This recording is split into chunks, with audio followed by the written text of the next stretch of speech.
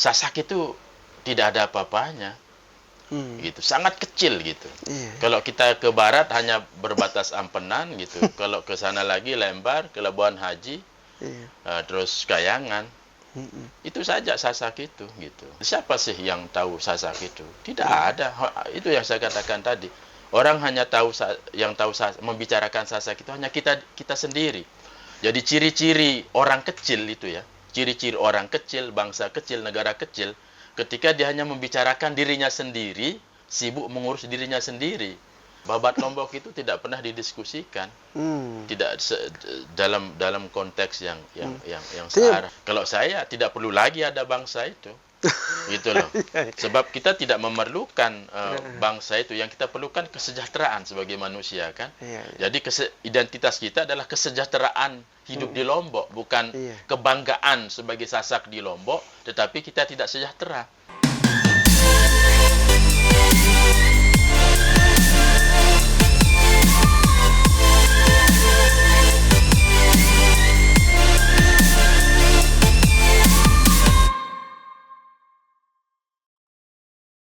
Halo, assalamualaikum warahmatullahi wabarakatuh, Tribuners. Kita jumpa lagi di Trilogi, Tribu Lombok, Dialog dan Inspirasi.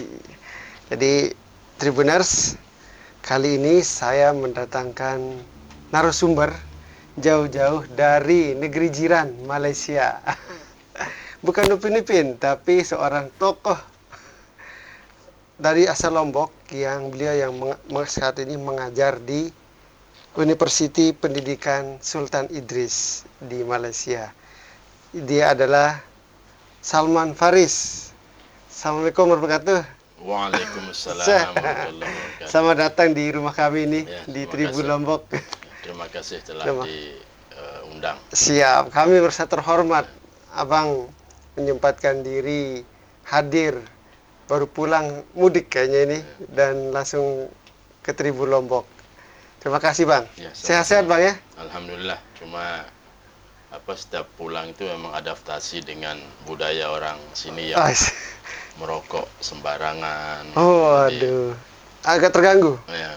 Oh, agak batuk kayak saya lihat tadi Bang ya? Ya. Jadi kalau di sana berarti enggak seperti itu ya di sana orang tuh merokok juga banyak, tetapi ada tempatnya. Ada tempatnya. Dan ada tempatnya, ada waktunya. Oh gitu. Berarti Abang sudah terbiasa dengan kondisi di sana.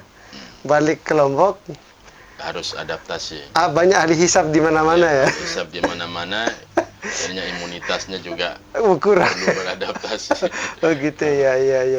Ya mudah-mudahan tetap sehat lah Bang ya. Insyaallah. Tribuners, Bang Salman ini bukan hanya pengajar, beliau juga sejak saya mahasiswa itu idola saya. Beliau seorang penulis novel, dan novelnya banyak menjadi kajian di kampus-kampus. Yang saya ingat itu yang pertama dulu novel tentang Tuan Guru. Wah itu bikin heboh itu ketika awal launching dulu tahun 2007 ya, itu baru banget saya jadi mahasiswa itu. Yang kedua saya ingat itu novel Perempuan Rusuk 2. Itu juga tentang orang Sasak ya, kehidupan orang Sasak. Ada Guru Onyeh dan Guru Dani.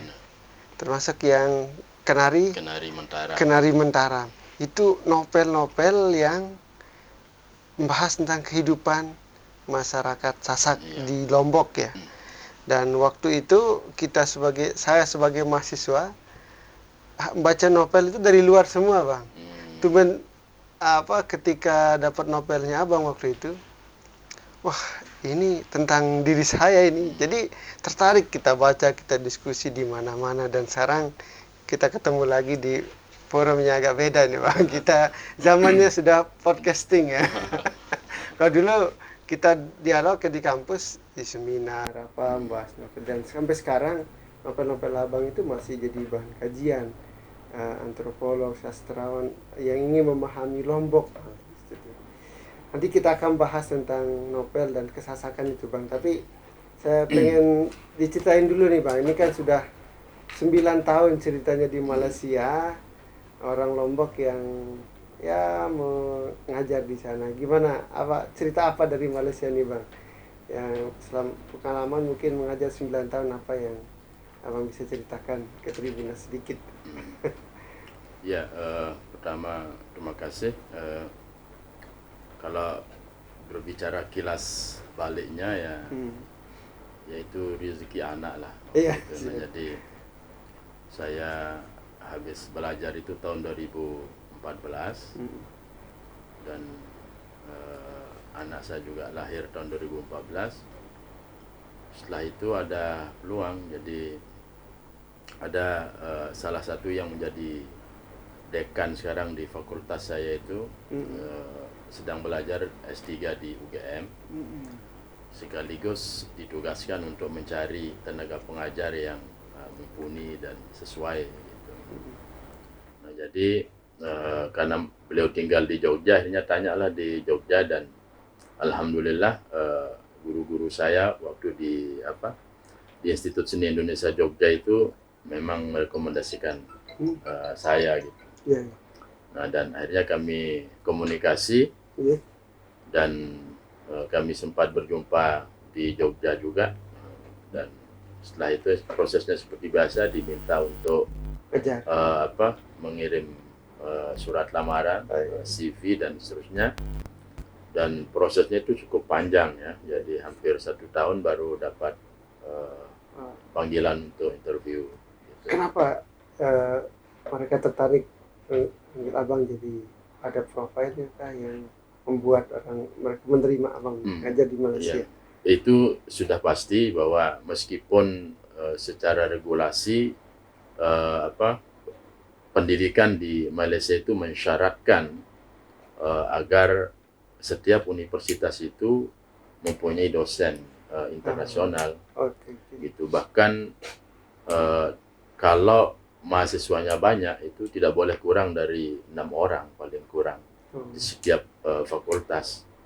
Dan itu menjadi satu jawaban kenapa ranking universitas di Malaysia lebih tinggi dari kita, karena kita belum membudayakan mengambil dosen dari luar negeri. Tetapi kualifikasinya, meskipun mereka secara hukum menetapkan itu, tapi mereka sangat selektif untuk kualifikasi gitu. Nah, jadi setelah mereka mempelajari CV saya, mereka berminat, ya mereka memanggil saya untuk untuk interview. Oh gitu. Tahun berapa itu Bang? Itu tahun 2016 awal. 2016 awal. Sekarang sekitar 8 atau 9 tahun. Ya, 9 tahun ya. Tapi prosesnya memang sejak 2015. Dan sudah pasti bahasa Malaysia Bang ya? Insyaallah. Karena ya teman-teman kita di Indonesia, itu Malaysia ya Filipina gitu. Karena mungkin tiap hari itu diputar di televisi di Indonesia, jadi sangat identik dengan negeri Upin Ipin. Ya, gitu. Ya, yang menarik kan Ipin dan Upin malah tidak diputar secara reguler di Malaysia. Gitu. Oh gitu. Ya, tapi itu hukum dagang aja. Ada beberapa produk Indonesia, apakah itu obat ataupun apa, juga diproduksi di Indonesia, tetapi tidak dipasarkan di Indonesia, melainkan di luar negeri. Saya rasa itu adalah hukum dagang. Oh, di Malaysia malah tidak reguler. Bahkan sebagian orang-orang itu tidak tahu ada Ipin dan Upin di Malaysia, di Malaysia sendiri. Jadi, sehingga mereka sangat surprise lah ketika datang ke Indonesia, dan hampir long day kan, sepanjang hari itu mereka melihat orang Indonesia, anak-anak Indonesia menonton Upin dan Ipin. Oh gitu. Jadi justru di sana enggak seperti intens di sini. Ini di sini bahkan ya pengalaman pribadi, anak saya dari lahir itu udah denger Upin Ipin sampai usia 2-3 tahun udah lancar bahasa Malaysia itu. Jadi itu semacam budaya ya. Jadi itu hukum budaya global lah. Iya. Sama dengan di wilayah tertentu seperti di Johor. Karena mereka bisa mengakses TV Indonesia, jadi mereka juga lebih banyak menonton sinetron Indonesia dibanding sinetron Malaysia gitu. Iya. Bahkan di Malaysia juga mungkin sama kayak di Indonesia, malah anaknya bahasa gaul Jakarta, lo gue gitu. Nah, itu sama dengan kita, Iya. itu tergantung tempatnya. Kalau di bahasa Melayu KL itu agak slang Iya, iya. dibanding provinsi-provinsi Oke, yang oke. lain. Jadi Iya, dari cara mereka berbahasa kita sudah mengetahui Anda dari mana dan seterusnya. Iya, Tapi secara dialek itu mereka mempunyai dialek nasional lah, nasional gitu, lah. Iya, iya. yang bisa kita lihat di di televisi Iya, gitu. iya. Jadi yang Indonesia sama Malaysia ini memang tetangga yang kadang-kadang sering bertegangan di sosmed, kadang-kadang juga saling rangkul sama satu ikatan gitu. Agak unik sih Indonesia. Memang agak unik. Jadi karena saudara itu kan tingkat persaudaraan secara psikologis kan, saudara kandung dengan saudara pertemanan itu kadang-kadang lebih erat dibanding dengan saudara kandung. Iya, Gitu. iya. Karena akan selalu ada Dinamika. dinamika dan seterusnya. Gitu. Iya, iya. Nah itulah saya analogikan Indonesia dengan Malaysia. Tapi sebenarnya sejatinya sebenarnya tidak bisa pisah nih. Tidak bisa pisah. Malaysia. Misalnya kalau AFC misalnya Iya. AFC, kalau Indonesia masuk final berjumpa dengan negara mana saja di Asia, Malaysia pasti mendukung Indonesia. Gitu.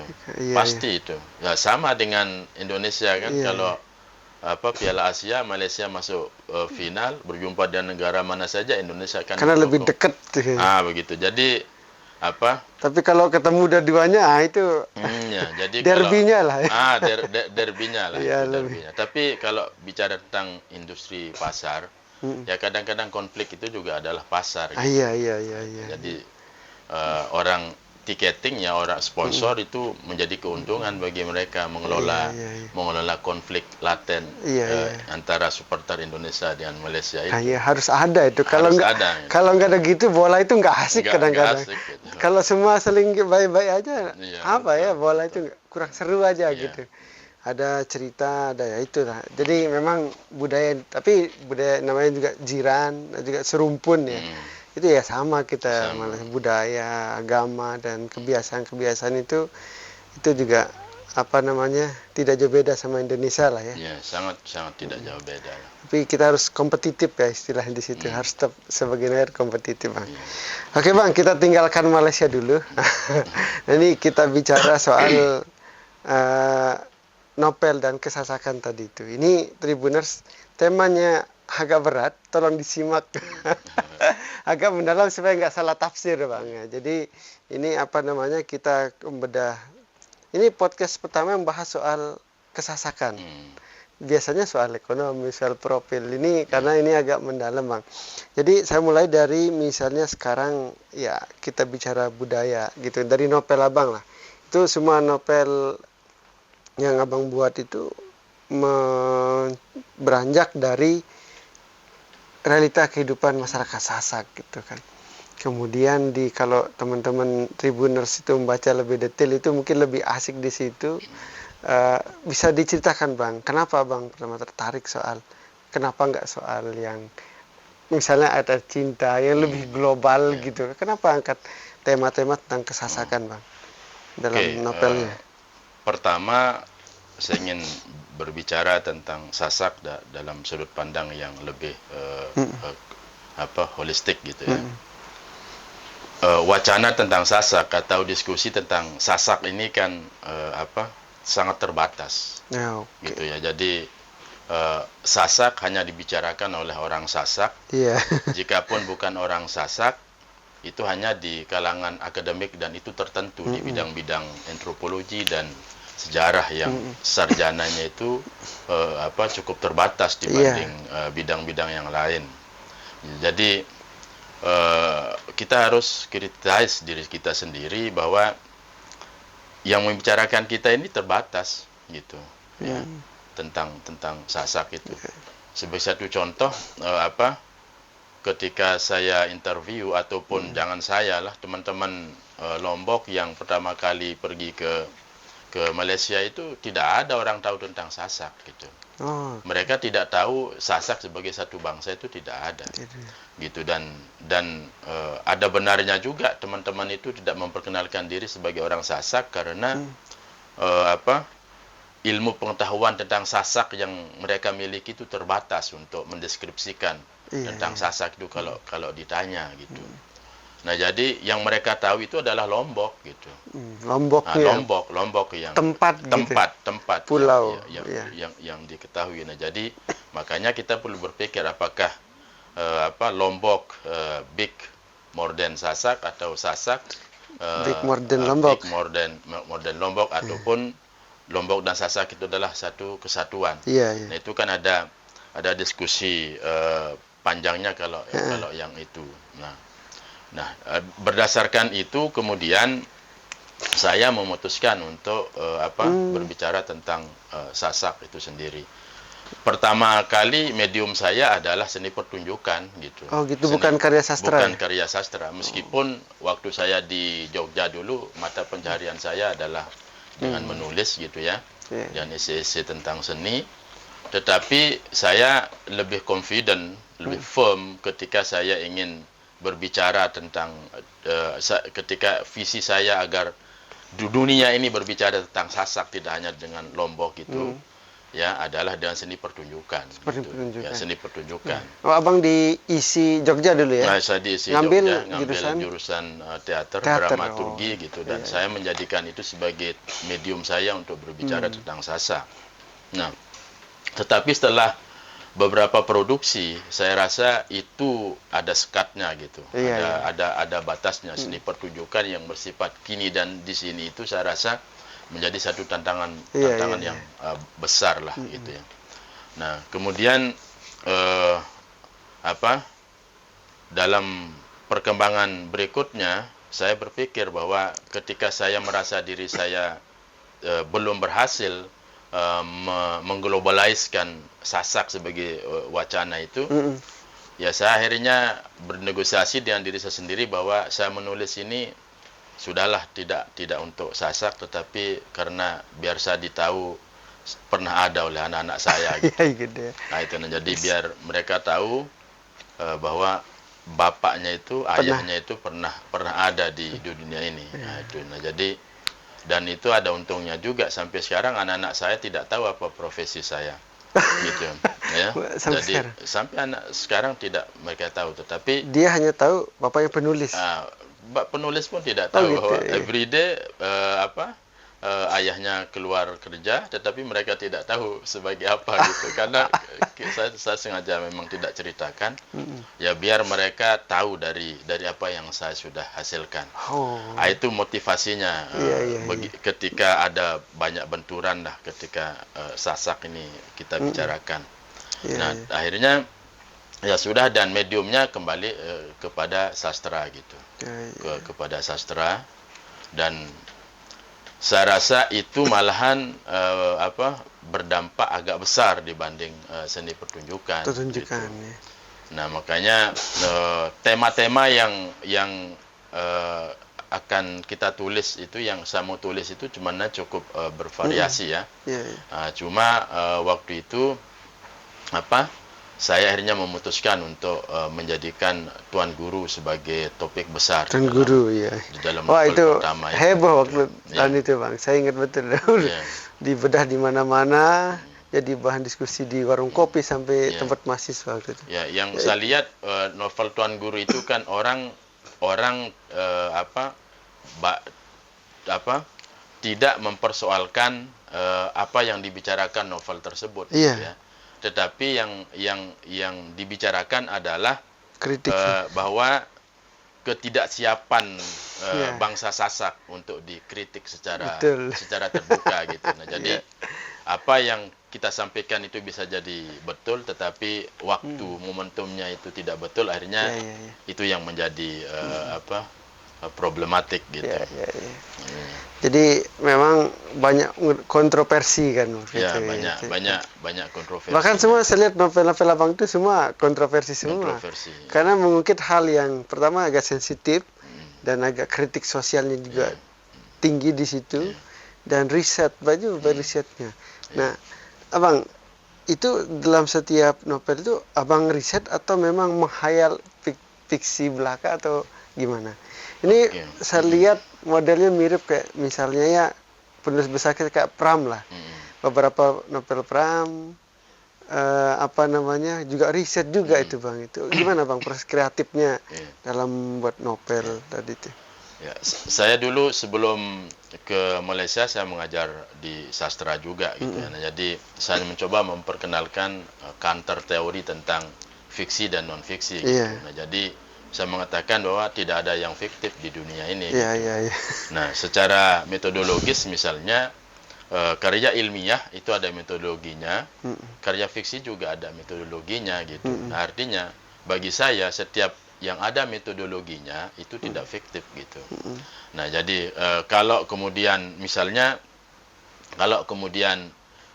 ada teori juga yang mengatakan bahwa sastra sebagai penggambaran dunia gitu, artinya kan dia tidak fiktif sebenarnya, tetapi sudah kadang kita terima fiksi dan non fiksi, akhirnya kita klasifikasikan novel sebagai fiksi dan kajian tentang Tuan Guru yang dibuat secara akademik dikategorikan sebagai padahal itu realita ya. Padahal itu berbicara tentang dua hal. Jadi hanya karena mediumnya yang berbeda gitu ya, akhirnya kita kategorikan atau klasifikasikan objek itu menjadi fiksi dan non fiksi gitu. Ya, Nah, jadi itu, dan makanya saya katakan kalau pertanyaannya seperti itu, setiap saya menulis bahkan sampai sekarang itu saya tidak berangkat dari ruang yang kosong gitu. Nah, pasti saya akan melakukan penelitian dan seterusnya ya, terutama saya juga adalah orang pondok gitu. Jadi saya cukup tahu situasi di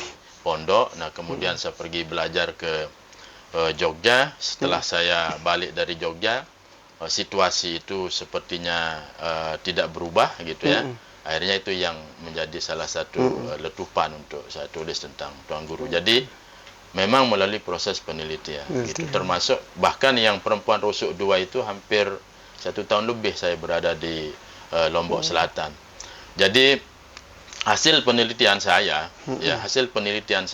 yang secara etnografik ya, yang secara penglibatan secara langsung, terlibat secara langsung itu, misalnya di contoh kasus Perempuan Rusuk 2 itu adalah lebih ngeri dibanding yang di novelnya.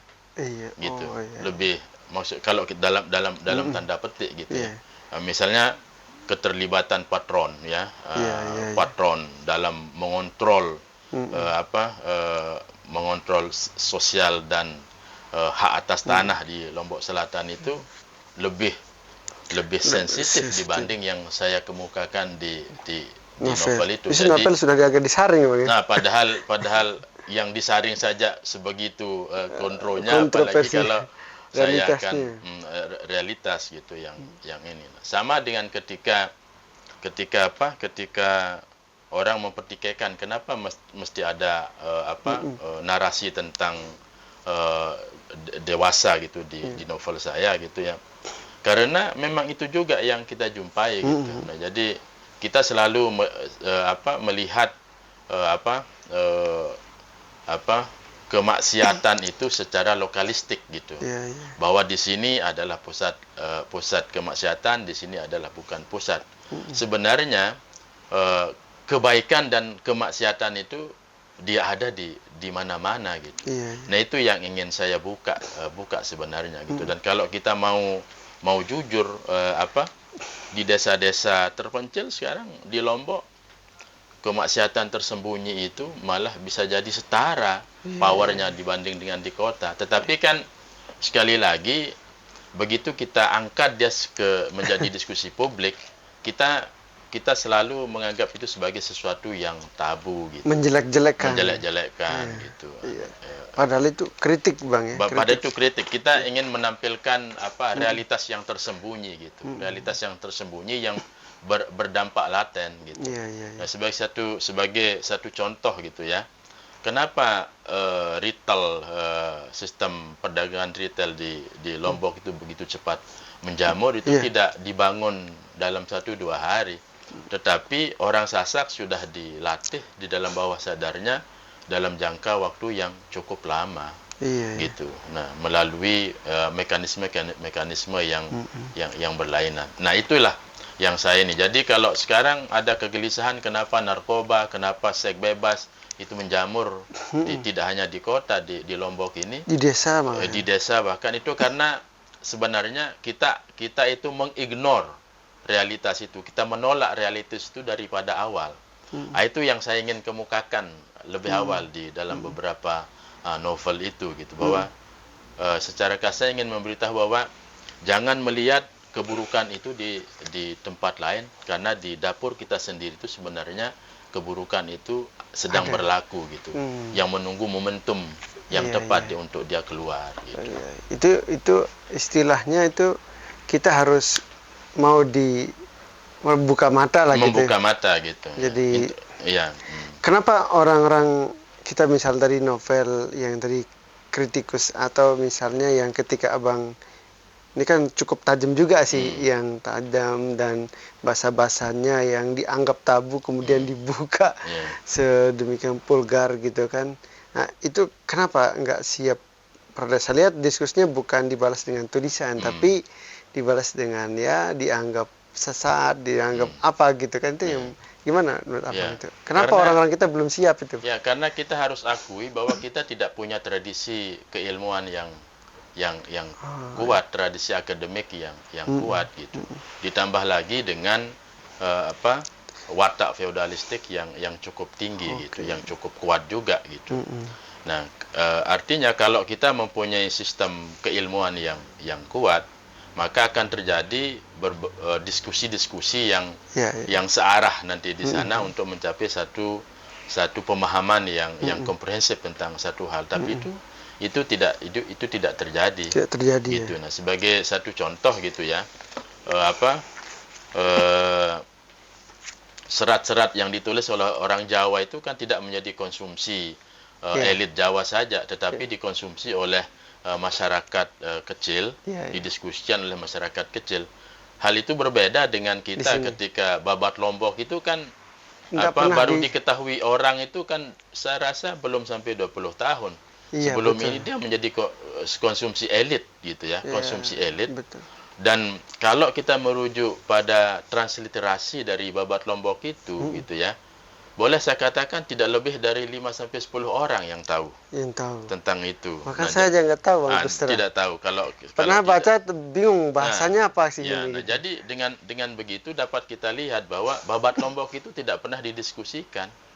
Tidak dalam konteks yang searah gitu. Banyak sekali manuskrip yang ditulis oleh orang Sasak dulu. Kita nggak tahu, Bang. Ya terus terang saya nggak paham juga tulisannya apa, mananya. Bahkan di beberapa tempat itu dikultuskan, bahkan tidak boleh dibuka. Ilmunya mah nggak dibuka, masyarakatnya juga nggak tahu gitu. Ya itu yang saya sebut dengan totally myth lah itu, mitos yang bersifat total gitu. Nah, jadi orang yang memegang Babat itu juga dimitoskan, Babat itu juga dimitoskan, pengupacaraan Babat itu juga dimitoskan, bahkan pengetahuan yang ada di dalam Babat itu juga dimitoskan. Nah, ketika dia menjadi mitos kan menjadi eksklusif dia. Gitu. Nah, ketika dia menjadi eksklusif, tertutup, maka dia tidak bisa menjadi milik masyarakat. Dan ketika tidak bisa menjadi milik masyarakat, begitu dikemukakan ke publik, masyarakat yang hanya tahunya itu sebagai satu mitos yang perlu diagungkan akan melakukan counter gitu, akan melakukan perlawanan dan katakan masyarakat tetap tidak tahu tentang sejarah dan diskusi dari kitab-kitab itu. Jadi yang mereka tahu adalah sejarah yang bersifat eksklusif gitu. Itu bukan sejarah yang bersifat terbuka gitu. Itu membuat kita akhirnya tidak siap sebenarnya. Tidak siap ketika abang keluarin novel betul. kritik-kritik yang cukup menarik dan progresif menurut saya kritiknya, dan sangat membangun lah gitu kan. Justru ditanggapi dengan tidak bagus. Tapi itu. Sampai hari ini pun kita masih menuju proses ke sana gitu ya. Kita ada harapan bahwa suatu masa nanti wacana kesasakan itu akan lebih terbuka gitu. Nah, itu tapi yang dari novel-novel abang ini kan pertama luka riset, kemudian realitas, dan cukup faktual dari apa yang saya jadi teringat dengan berita yang akhir-akhir ini, Bang.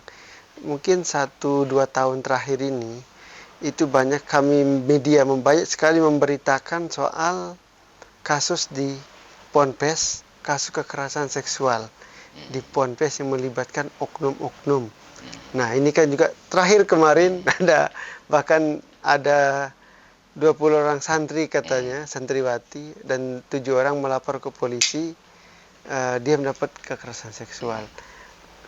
Terinspirasi dari drama serial Walid. Nah, artinya melapor ke polisi. Nah, artinya banyak sekali kasus ini terbuka. Kok gini? Tapi saya berpikir lama-lama ini isu si Ponpes ini juga bisa negatif ke masyarakat gitu. Ini apa yang dan menurut saya ada selaras juga dengan apa yang Abang ungkapkan dalam novel-novel itu. Menurut Abang gimana dengan fenomena ini, Bang? Betul. Jadi ketika saya ditanya oleh salah satunya adalah dari pihak Intel lah, dari kepolisian waktu itu, saya menjawab seperti itu. Jadi justru saya mengemukakan mempublish novel Tuan Guru itu adalah untuk ada satu kesadaran untuk kita bersedia lebih awal, menyiapkan diri lebih awal terhadap gelombang yang unpredictable di masa depan gitu. Karena memang ada sesuatu yang memang perlu dibenahi di dalam komunitas itu. Jadi kalau kita ditanya apakah pelecehan seksual itu sekarang, itu jawabannya adalah tidak gitu. Tetapi definisi tentang seksual, hukum tentang seksualitas itu kan baru dibuat kebelakangan. Ya, betul. Akhirnya, tetapi tidak berarti objek konten itu tidak terjadi sebelumnya, gitu. Tapi kan itu ditutupi oleh diam yang laten gitu. Pemikiran masyarakat, kemudian yang belum terbuka juga di situ. Betul.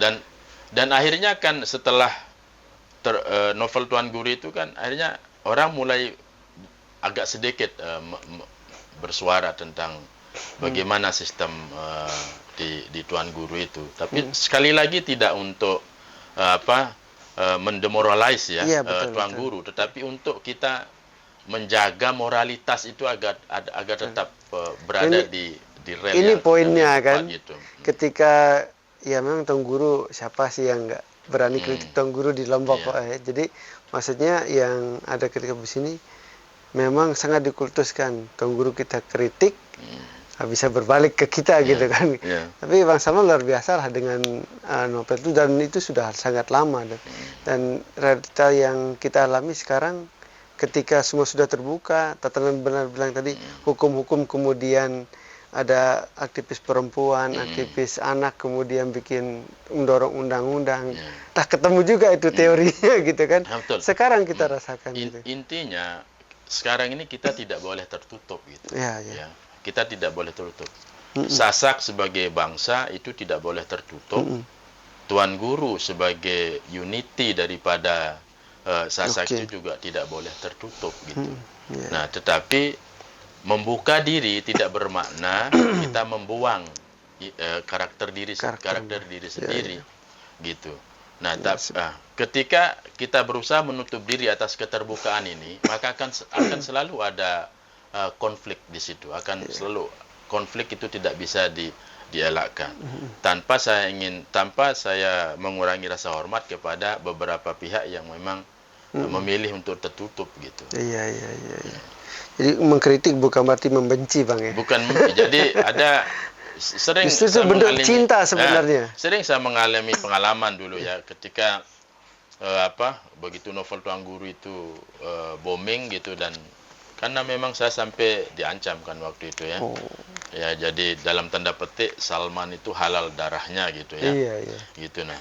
Tapi begitu publik melihat saya setiap saya menjumpai tuan guru siapa saja, itu saya akan cium tangannya, saya akan memberikan rasa hormat. Mereka bertanya gitu, yuk kenapa masih mencium tangan tuan guru gitu? Entitas tuan guru itu sepanjang masa saya akan memberikan penghormatan gitu. Tetapi penghormatan itu ada kamarnya gitu, ada kamar-kamarnya. Tidak bisa kita totally penghormatan itu dalam diri saya. Ketika kita total sebagai totally proudness gitu ya, gitu, maka kita akan menutup diri terhadap kelemahan tuan guru lah, gitu. Dan realitasnya kan juga abang dari lingkungan Ponpes juga. Dari lingkungan Ponpes dan sampai sekarang bahkan junior saya yang jadi tuan guru, saya memberikan penghormatan yang luar biasa. Karena itu adalah subjek, adalah predikat yang harus kita hormati gitu. Ya, betul. Nah, cuma cara kita menghormatinya itu kan berlainan gitu. Caranya berbeda-beda. Iya. Nah, selain tuan guru kan juga abang soal di novel itu ke pelajari ada tuan guru, institusi yang di kulkas, ada juga selalu ada tokoh perempuan ya bang. Termasuk di Guru Dana itu selalu ada tokoh perempuan, Sasak yang kadang-kadang lugu, tapi juga saya lihat karakternya itu, tapi juga bertanya-tanya gitu kan, tapi juga dia seperti menerima takdir hidupnya aja perempuan Sasak. Seperti apa sebenarnya? Ini kan ada dua yang menonjol dalam karya-karya bang itu, ada tokoh guru, kemudian ada perempuan. Termasuk, itu seperti apa bang realitas soal perempuan dan guru? Ya, secara kapasitas keilmuan memang saya tidak kuat di situ. Ada Dr. Ahmad Fauzan, itu wakil rektor di UNU, itu yang memang mempunyai kapasitas keilmuan yang tinggi di situ. Secara kosmologis orang Sasak itu memang wanita gitu. Nah, itu kalau kita list cerita rakyat, dongeng, mitologi, legenda, itu adalah perempuan gitu, adalah perempuan. Nah, bahkan ini alang-alang mumpung masih kental dengan Hari Kartini gitu. Kalau kita membaca tulisan tangan Maulana Syekh begitu ya, ketika mendirikan Madrasah Nahdlatul Banat Dinah Islamiyah itu pada tahun 1943 kalau tidak salah, itu dia dengan terang menyatakan bahwa posisi lelaki dan wanita itu adalah setara, saling menyempurnakan di dalam kemaslahatan, di dalam membela negara dan seterusnya gitu.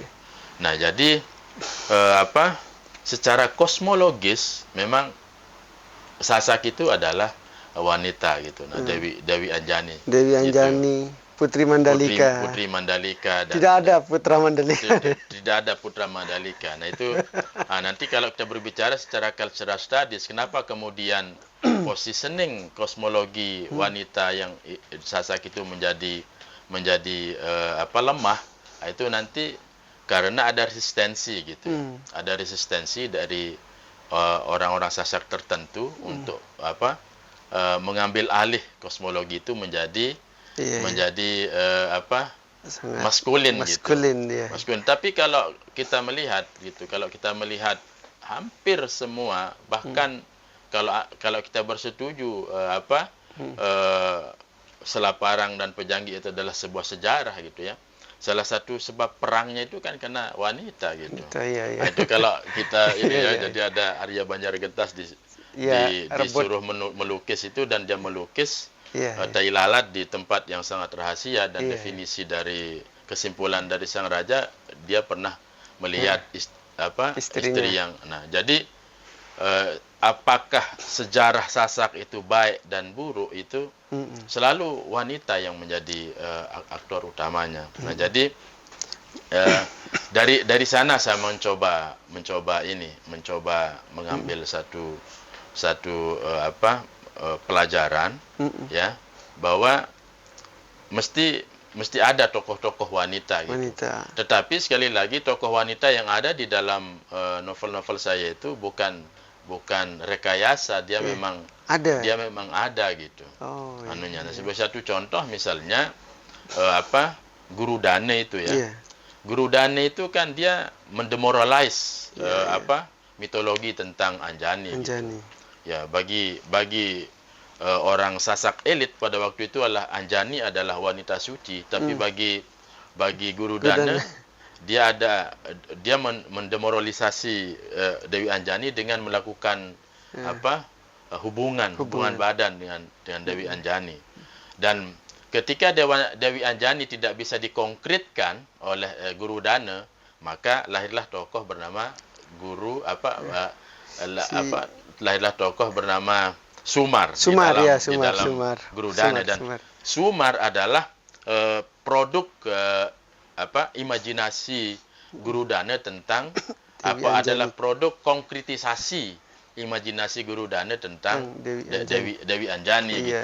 Nah, yang ingin saya katakan di situ adalah bahwa Sasak itu sebenarnya sudah sangat lama berbicara tentang wanita gitu. Gender kesetaraan gitu. Gender ya. Nah, yang jadi persoalan adalah yang tadi itu saya katakan kita terlambat mengilmu pengetahuan kan semua itu. Betul. Akhirnya seolah-olah kita sangat terbelakang di dalam berbicara tentang wanita gitu. Itu yang ingin saya katakan gitu sebagai satu simpul untuk menjadi bahan pembicaraan di tingkat akademik yang lebih luas gitu. Betul. Bahkan kalau saya sering ketemu sama teman-teman dari luar NTB misalnya, saya cerita kenapa Lombok itu cantik. Alamnya karena dijaga dua perempuan, Dewi Anjani sama Putri Mandalika. Gitu. Dan mitologi soal legenda Putri Mandalika kan menjadikan kawasan itu sebagai yang kawasan ekonomi khusus sekarang kan. Artinya kan storytelling itu dapat gitu. Kemudian Dewi Anjani juga dalam konteks ilmu pariwisata storytellingnya juga dapat gitu. Artinya orang-orang dulu sudah memikirkan, karena saya berpikir orang tua kita dulu itu sudah berpikir lompatan jauh di panjang gitu. Ada legenda Putri Mandalika yang tiba-tiba jadi cacing dan sebagainya. Itu sebenarnya sudah betul. Keren jadi, juga itu. Sebenarnya bangunan dasar bahkan tentang maskulinitas di Lombok itu adalah sangat feminin gitu. Dan itu yang akan membentuk dalam konteks estetika misalnya gitu loh. Ini belum banyak yang menjelaskan itu kenapa mendayu-dayu dan seterusnya musiknya gitu juga kan itu musiknya dan itu adalah sebagai konkretisasi visualisasi dari kosmologi bawah sadar orang Sasak itu tentang kewanitaan gitu. Jadi Sasak tidak bisa dilepaskan dari perempuan gitu. Keren. Jadi dan itu adalah teori dasarnya. Sekarang adalah tugas kita untuk bagaimana memformulasi itu ke dalam sistem sosial, sistem budaya, sistem politik, gitu. Itu tugas kita bersama, gitu. Iya. Seandainya udah sadar dari dulu dipelajari kitab-kitab itu mungkin sudah lebih modern di sini daripada Eropa. Modern di sana. Itu misalnya kalau kita lihat Babat Praya, gitu. Iya. Itu Babat Praya itu teori dasarnya itu akan musnah Praya itu tanpa perempuan misterius itu. Itu teori dasarnya. Selalu ada tokoh perempuan gitu. Yang sampai sekarang orang tidak tahu siapa sebenarnya tokoh perempuan itu gitu.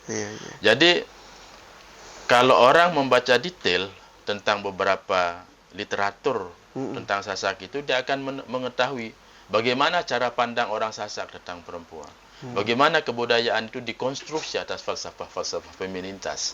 Gitu. Nah, feminitas itu tidak bermakna lemah gitu ya. Gitu. Bahwa itu kelemahan, kekuatan yang dibungkus oleh kelembutan gitu. Wanita di dalam Babat Praya itu kan tidak ikut berperang, dia hanya menyapu, dia hanya menyiapkan kopi, tetapi setelah kopi diminum kan kembali seperti sedia kala kekuatan daripada pahlawan-pahlawan itu digambarkan di dalam Babat Praya gitu. Berarti Kartini seharusnya ada sumar-sumar juga di sini. Nah, seharusnya seperti itu maksud saya. Tokohnya kan Kartini kan dari Jawa. Dari Jawa gitu. Itu maksud saya yang saya katakan tadi gitu ya. Kita memang tidak mempunyai evidence konkret nyata tentang surat menyuratnya wanita-wanita di dalam mitos itu gitu ya, seperti yang terjadi di era Kartini. Tetapi kepandaian orang Jawa gitu ya, menstimulasi Kartini sebagai figur wanita Jawa itu harus kita contoh gitu, sebagai satu bangsa yang besar. Akhirnya nanti kan akan lahir kemudian satu bangunan teori yang mendasari filsafat kewanitaan orang Sasak itu gitu. Itu sebenarnya mimpi besar saya gitu. Tapi kan orang kan tidak menangkap mimpi besar itu. Orang hanya melihat eksploitasi dari perempuan. Itu sama sekali. Tangkapnya malah berbeda. Menurut saya berbeda gitu. Kita harus sering-sering memulai diskusi ini dan masa perlu didorong riset-riset, Bang. Betul. Riset tentang kesasakan, bagaimana orang Sasak memandang perempuan, mitologi Sasak tentang perempuan. Itu menurut saya tidak bisa dalam sekali dialog atau diskusi. Betul.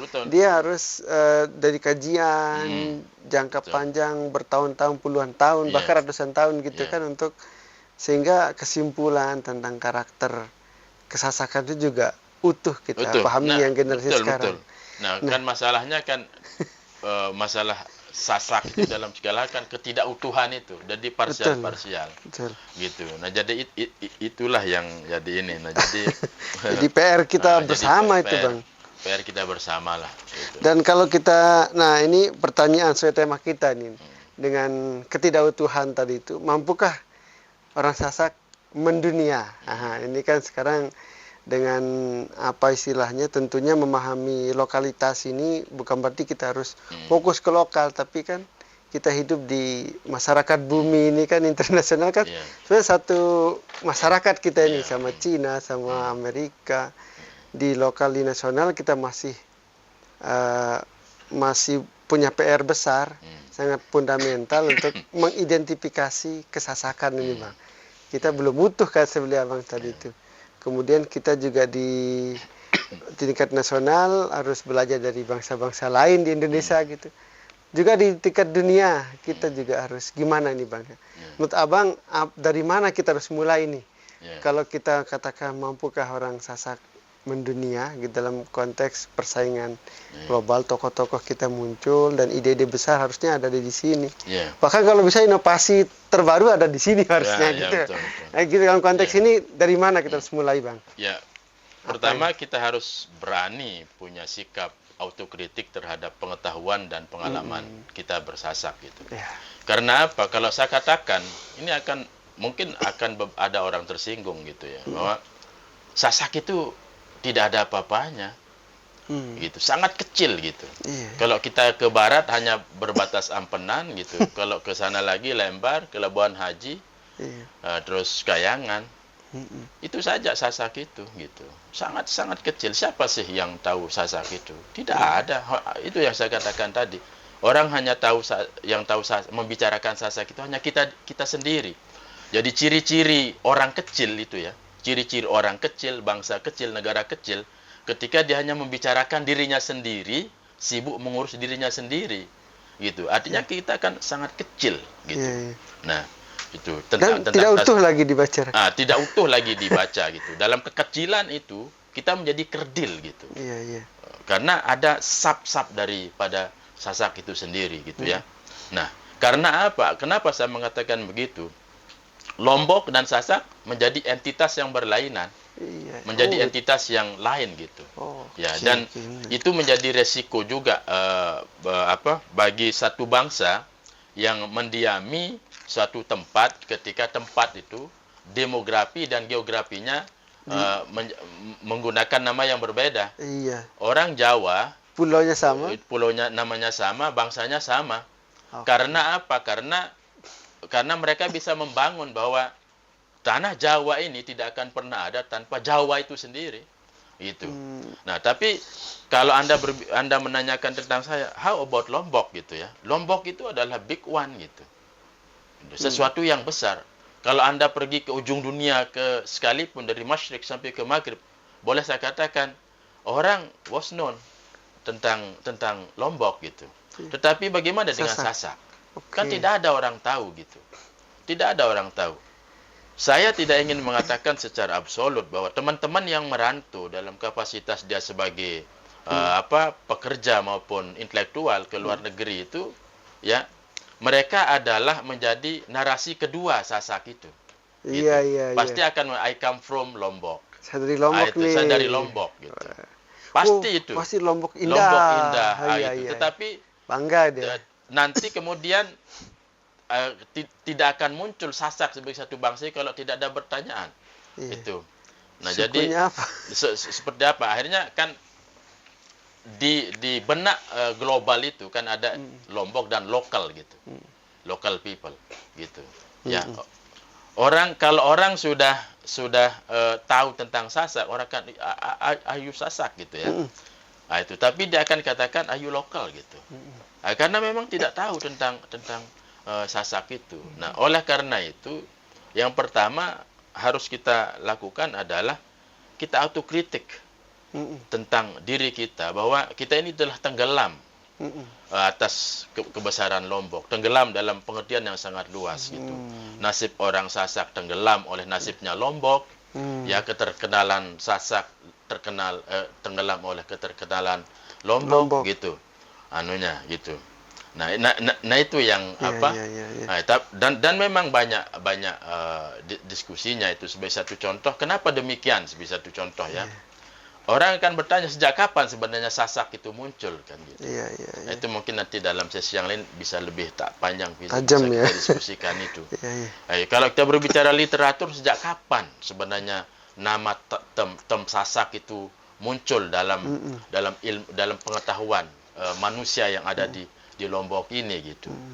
Sejak kapan dia ditulis, sama ada dalam bentuk prasasti, baik dalam bentuk prasasti ataupun dalam bentuk tulisan. Sejak kapan? Dan apa artinya Sasak? Dan apa artinya Sasak gitu ya? Dan apa artinya Sasak gitu? Ada yang tahu? Nah, ya, tahu. salah satu teori saya adalah bukan orang Sasak yang menamakan Sasak itu gitu.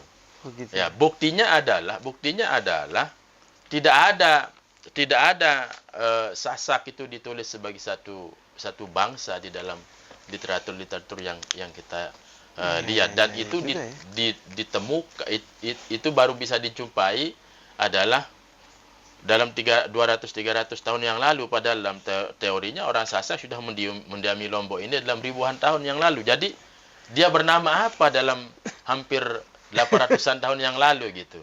Nah, kenapa ini perlu kita bangkitkan ya ke permukaan agar kita terpacu untuk membangun satu formulasi, membangun satu strategi agar Lombok yang terkenal ini seiring dengan Sasak gitu. Begitu orang sudah menyebut Sasak bahwa dia Lombok, begitu menyebut Lombok bahwa dia itu adalah Sasak. Gitu.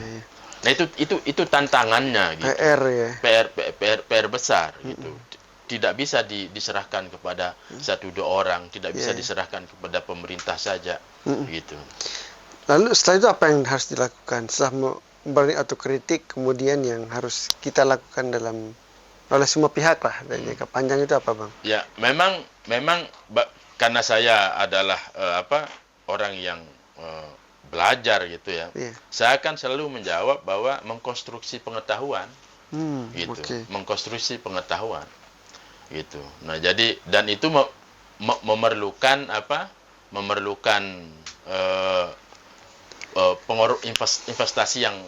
investasi material dan waktu yang cukup panjang. Tetapi yang paling pragmatis yang bisa dilakukan sekarang adalah sebagai satu contoh gitu ya. Ada polisi dari orang-orang yang mempunyai kekuasaan untuk meletak nama Sasak gitu. Gitu dalam produk, dalam brand dan seterusnya. Itu sebagai salah satu contoh. Jadi Lombok itu kan sudah sangat terkenal, tapi yang tidak terkenal kan Sasak. Jadi kita perlu memperkenalkan orang Sasak itu. Jadi orang datang ke Lombok kan untuk berjumpa Lomboknya, bukan untuk berjumpa Sasaknya. Jadi alam Lomboknya. Jadi kita harus menggiring secara konstruktif pemahaman global tentang Lombok itu adalah when you come to Lombok, Anda berjumpa dengan Sasak sebagai sebagai apa entitas bangsa di Kayak Bali Lombok kan itu. pulaunya Bali, suku Nama Bali. sukunya Bali gitu. Iya, iya, lebih mudah Lebih dia. mudah. Nah, akhirnya orang akan dengan mudah mendefinisikan apa itu suku Bali. Kita kan susah mendefinisikan. Apa kita rubah jadi suku Lombok ya? Malah saya tertarik dengan itu gitu. Saya tertarik dengan itu. Tapi kan akan ada diskursus yang panjang Iya. terkait itu. Kita rubah namanya suku Lombok gitu. Suku Lombok. Nah, itu menjadi itu menarik juga gitu. Cuma memang risikonya akan terjadi diskursus yang panjang. Yang panjang dan pasti akan ada penentangan. Iya, itu biasalah ketika wacana lah. Tapi nggak apa-apa sebagai wacana diskusi ya suku Lombok itu kita lahirkan. Iya. Itu apa itu sah itu pergantian nama suku? Apa ada sejarahnya nggak Bang? Literasinya, referensinya? Ada juga referensi terkait tentang bagaimana orang mengubah nama sukunya. Karena apa ya? Kalau kita merujuk kepada Babat Lombok kan itu apa negara Kertagama yang disebut pertama adalah geografisnya yaitu Lombok gitu. Gitu. Yeah. Nah, makanya negara Kertagama itu tidak secara pasti menyebut Sasak itu apakah suatu bangsa atau satu situasi atau satu ekosistem. Tidak dinyatakan secara bangsa di situ.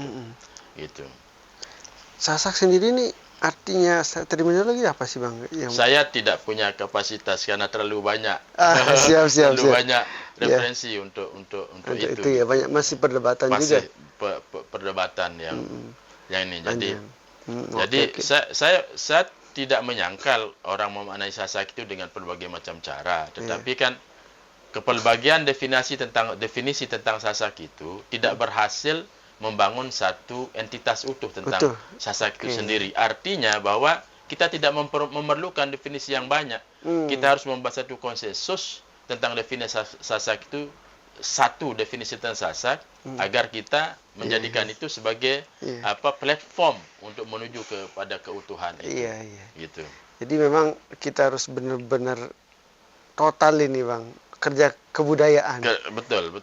Apa ini jadi PR kan Dinas Kebudayaan di provinsi mau bentuk Dinas Kebudayaan nih Bang. Ini menarik ini. Seperti Abang juga kemarin sempat nulis soal itu Bang ya. Dan apakah ini nanti jadi salah satu PR Dinas Kebudayaan yang harus dilakukan concernnya kan tapi di NTB kan hanya satu suku kan, ada Lombok, Sumbawa sama Bima juga gitu kan. Menurut Abang dengan Dinas Kebudayaan itu apakah ini jadi PR-nya atau gimana? Seharusnya menjadi PR gitu. Jadi ini peluang yang sangat besar untuk merekonstruksi keberbagian pengetahuan dan pengalaman orang Sasak itu sendiri. Jadi ya memang tantangannya adalah investasi jangka waktu yang panjang, memerlukan biaya yang besar dan seterusnya ya. Karena saya rasa beginilah,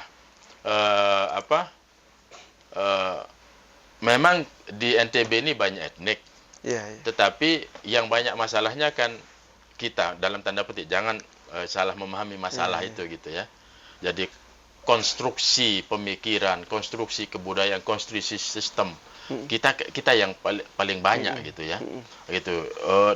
Sahabat kita Mbojo dan Dompu dan Samawa itu tidak pernah berdebat tentang kebangsaannya gitu. Karena memang mereka satu pengalaman dan satu pemahaman. Jikapun berbeda tetapi mereka diikat oleh keutuhan itu. Nah, kalau kita kan lain gitu. Jadi saya rasa teman-teman Samawa Mbojo itu juga tidak akan cemburu ketika ada prioritas pengurusan yang kuat terhadap Sasak sebagai satu bangsa ini. Jadi cuma tantangannya memang nanti Dinas Kebudayaan itu adalah pada pengetahuan orang tentang kebudayaan itu sendiri. Nah, itu saja yang menjadi tantangan. Orang harus benar yang sangat paham lah tentang kebudayaan dari makna yang lebih luas gitu Bang. Itu saja. Nah, jadi ya bagi kita kan perbaiki dululah pengetahuannya, karena kita sudah mempunyai pengalaman kesasakan ini kan panjang. Tapi pengetahuan kita tentang Sasak itu yang lemah. Gitu. Nah, jadi urus dulu pengetahuannya, kemudian nanti relatekan dengan pengalaman yang panjang itu, baru kita konstruksi tentang tentang Sasak itu. Apakah jalan keluarnya kita akan tetap menjadi bangsa bernama bangsa Sasak atau menjadi bangsa Lombok. Nah, itu kan mungkin solusi itu akan kita dapatkan puluhan tahun yang akan datang itu. Tapi mungkin nanti orang banyak bertanya, ngapain pusing-pusing ngurus soal itu? Karena nanti jadi sangat kesukuan dan jadi malah sempit dan membuat kita nggak bersatu dengan suku lain. Mungkin saja ada orang seperti itu, Bang. Menurut Anda gimana? Ya, sebenarnya kalau dari sudut pandang kebudayaan terkini kan identitas itu sudah mulai dipertikaikan gitu. Nah, makanya nanti solusi berikutnya kalau lebih ekstrim lagi, kalau saya tidak perlu lagi ada bangsa itu. Gitu loh. Sebab kita tidak memerlukan bangsa itu, yang kita perlukan kesejahteraan sebagai manusia kan. Jadi identitas kita adalah kesejahteraan hidup di Lombok, bukan kebanggaan sebagai Sasak di Lombok, tetapi kita tidak sejahtera. Gitu. Nah, jadi memang ada risikonya kalau kita mengurus itu. Tetapi kita perlu berpikir bahwa kan sudah terlanjur orang-orang Sasak ini secara populatif sudah begitu banyak kan, 3 jutaan lebih gitu, dan mereka secara bawah sadar meyakini diri sebagai bangsa Sasak. Kalau mereka terus bermasalah, itu akan menjadi masalah yang laten gitu loh. Nah, oleh karena itu sebelum berkepanjangan masalah itu, ya tidak apa-apa kita prioritaskan untuk kita selesaikan. Artinya ini jadi pondasi untuk supaya lebih ke depannya lebih menghadapi dunia ini kan lebih jelas. Betul gitu. Karena memang sekali lagi Sasak sebagai satu bangsa, kalau kita masih percaya ia sebagai satu bangsa itu mempunyai tantangan yang sangat berat di masa depan gitu ya. Ketika Lombok ini sudah mendunia. Itu tantangan sangat berat. Lombok mendunia, Sasaknya belum. Sasaknya belum. Jadi ketika Lombok belum terkenal saja, kita masih belum mapan sebagai bangsa Sasak, apalagi ketika Lombok sudah terkenal gitu. Iya, banyak sekali harus yang dibenahi kan di situ. Termasuk tulisan Abang soal watak lokal itu juga menarik gitu. Watak lokal gitu. Hospitality, bagaimana respon dan keterbukaan itu juga. Menurut Abang sebenarnya mungkin nanti setelah supaya nggak Tribuners ini bertanya, apa sih pentingnya budaya mendefinisikan kebudayaan ini untuk apa pengaruhnya untuk kemajuan, Bang? Untuk di era kekinian kan sekarang contohnya Cina lah ya, Cina, Tiongkok gitu kan, dia dengan definisi modernnya tidak pernah lepas dari karakternya dia, dan dia sekarang menguasai tatanan hidup baru dengan artificial intelligence itu, robotik itu juga sangat menarik gitu. Gitu. Jadi kan orang sering sekali memisahkan antara ilmu pengetahuan yang bersifat culture dengan teknologi itu. Nah, padahal teknologi itu tidak bisa dipisahkan dari kebudayaan. Sebagai satu contoh misalnya, negara-negara kapitalis itu dibangun atas dasar ideologi kapitalis. Dan kapitalisme itu adalah ilmu pengetahuan sebelumnya. Gitu loh. Nah, ilmu pengetahuan itu adalah bagian dari kebudayaan. Gitu. Nah, ketika berbicara tentang kebudayaan, itu manusianya sendiri, itu adalah kebudayaan itu sendiri. Sama dengan Cina misalnya. Kita tidak bisa melihat Cina sekarang sebesar itu tanpa merujuk kepada apa yang pernah dia lakukan. Misalnya revolusi kebudayaan. Apa yang mereka lakukan itu adalah mengidentitaskan Cina itu. Saya sering katakan bahkan kepada mahasiswa saya di Malaysia. Begitu hebatnya revolusi kebudayaan itu ya, balet yang datang dari Eropa, dia berubah menjadi balet Cina gitu. Nah itu, begitu hebatnya orang Jawa, mie yang datang dari Jawa, mie yang datang dari Cina itu dia dirubah menjadi mie Jawa. That's one yang saya mau gitu loh. Kita tidak menolak segala sesuatu yang baru, tapi kita harus mempunyai menjadikan dia mengubah dia renovation reinvention dia untuk menjadi milik kita sendiri. ATM gitu. lah Bang ya. Gitu. Iya, iya. Itu sebenarnya. Jadi kenapa kemudian Cina berhasil seperti itu, dibangun atas dasar ideologi sosialisme. Dan sosialisme itu adalah pengetahuan. Pengetahuan itu adalah kebudayaan. Itu. Di situ pentingnya. Sekarang kalau kita memburu masa depan, yang masa depan itu kita definisikan sebagai sebuah kejayaan pembangunan infrastruktur ekonomi, ya, tanpa pengetahuan, ya jangan-jangan kita tersilap kan gitu. Nah, makanya kalau kita melihat kebudayaan sebagai sebuah magnet pengetahuan, ia menjadi sesuatu yang sangat penting gitu. Dia menjadi sesuatu yang sangat penting gitu. Sebagai satu contoh ya. Kenapa kemudian pembangunan kita itu tidak selari dengan kebangsaan kita. Katalah Samawa, Bojo dan Sasak itu ya. Ya karena manusia yang ada di situ itu tidak dibekali pengetahuan tentang bangsanya sendiri gitu. Kan berbeda dengan orang-orang tua kita dahulu ketika mereka belum bersentuhan dengan dunia global. Mereka tahu dulu tentang diri mereka sendiri, kemudian mereka visualisasi pengetahuan itu ke dalam bentuk arsitektur sebagai satu contoh, ke dalam bentuk bangunan-bangunan yang lain, ke dalam bentuk sastra sebagai satu contoh gitu. Tapi semuanya itu didasari atas pengetahuan. Dan pengetahuan itu adalah kebudayaan. Gitu. Nah, jadi sebagai satu contoh secara implementatif di dinas misalnya ya, di dinas gitu. Dinas perhubungan diserahkan kepada orang yang hanya tahu tentang how to construct jalan dan seterusnya dan hukum-hukum jalan, maka dia berpotensi besar untuk terlepas dari local genius tentang jalan gitu. Bagaimana sih Dan itu yang menyebabkan kemudian jalan di seluruh dunia ini mempunyai pemikiran yang sama bentuknya tanpa ada uniqueness-nya di masing-masing lokal, karena memang orang melebur menjadi dunia global gitu.